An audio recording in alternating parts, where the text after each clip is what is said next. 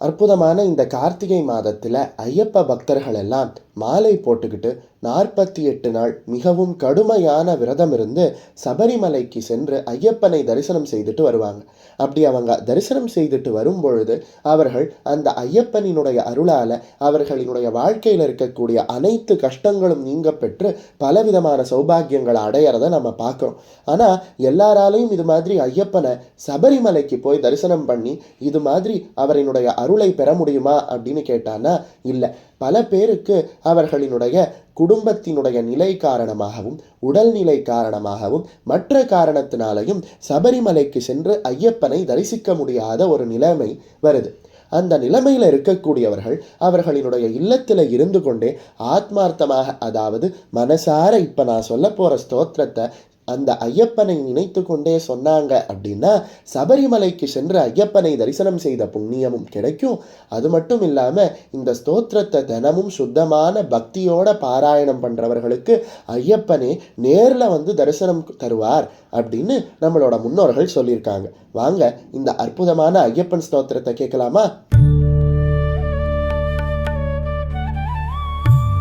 लोकवीरं महापूज्यं सर्वरक्षाकरं विभुं पार्वतीहृदयानन्दं शास्तारं प्रणमाम्यहं विप्रपूज्यं विश्ववन्द्यं विष्णुशम्भोः प्रियं सुतं क्षिप्रप्रसादनिरतं शास्तारं प्रणमाम्यहं मत्तमातङ्गगमनं कारुण्यामृतपूरितं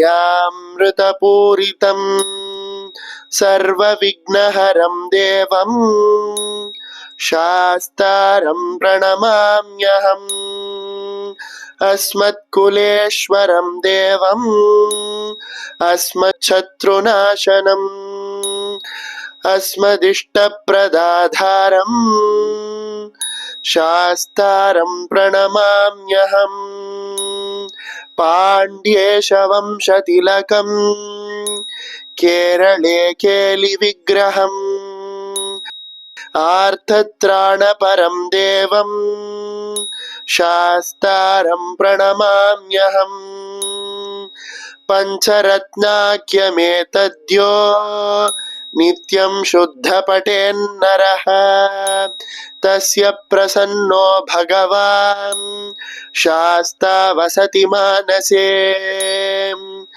त्र्यम्बकपुराधीशं गणाधिपसमन्वितं गजारूढमहं वन्दे शास्तारं प्रणमाम्यहम् शिववीर्यसमुद्भूतं श्रीनिवासदनूद्भवं शिखिवाहानुजं वन्दे शास्तारं प्रणमाम्यहम् यस्य धन्वन्तरिर्माता पिता देवो महेश्वरः तं शास्तारमहं वन्दे महारोगनिवारणम् भूतनाद सदानन्द सर्वभूतदयापर रक्ष रक्ष महाबाहो शास्त्रे तुभ्यं नमो नमः भूतनाथ सदानन्द